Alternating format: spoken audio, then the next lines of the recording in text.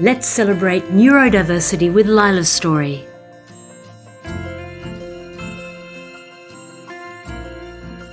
What is neurodiversity? Think about school for a moment.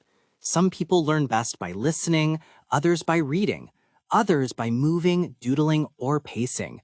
Those differences are not mistakes. They're part of something called neurodiversity. Neurodiversity is the idea that human brains naturally vary, just like cultures, languages, and personalities vary. There is no single normal brain. Some people are neurotypical, meaning their thinking fits common expectations. Others are neurodivergent, meaning their brains work differently. That can include autism, ADHD, dyslexia, and dyspraxia, among others. Neurodiversity is not a diagnosis. It's a way of understanding difference. It also doesn't mean that challenges disappear. Many neurodivergent people face real difficulties, from sensory overload to barriers in exams or workplaces. The neurodiversity approach says those challenges often come from environments that weren't designed for different kinds of minds, and that support and inclusion matter. Neurodiversity Celebration Week takes place every year in the third week of March. It's observed in schools, universities, and workplaces to challenge stereotypes, share accurate information, and highlight strengths alongside support needs. The goal isn't just awareness for 1 week, but better understanding that leads to practical change. The week was founded in 2018 by Sienna Castellan, who was just 16 years old. Sienna is autistic and also has ADHD, dyslexia, and dyspraxia. At school, she experienced bullying and misunderstanding, and she saw how quickly neurodivergent students were judged instead of supported. She created Neurodiversity Celebration Week to change that story and to help educators recognize talent, not just difficulty.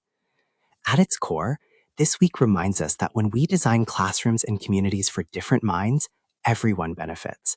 Inclusion isn't special treatment, it's good design, and it starts with understanding.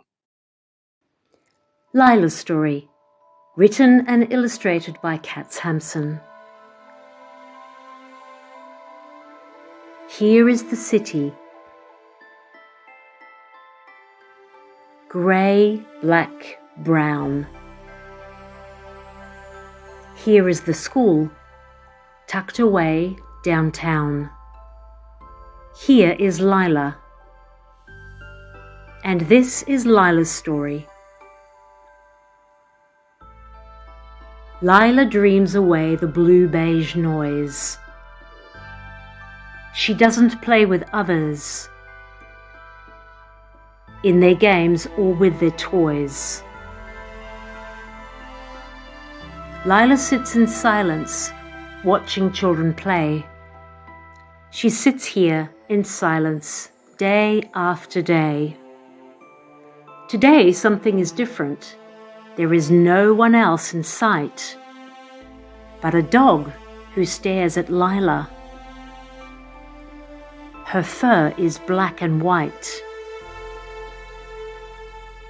For the first time, Lyla feels seen.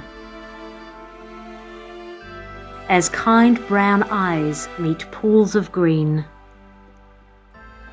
Aqua, emerald, scarlet rose, Lyla's hidden world, it sparkles and it glows. Then the dog jumps away, up the street and down the alley. Lyla knows she has to follow, so she goes and does not dally. Beyond the door, where the dog was last seen, sits an artist who speaks in aquamarine.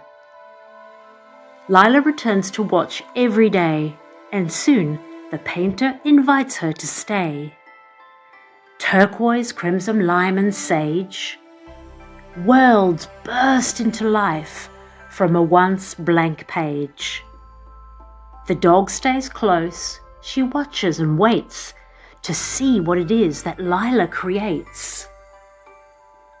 Lyla surprises the children at school.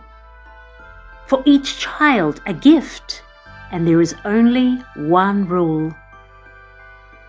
They must go in order, 1, 2, 3.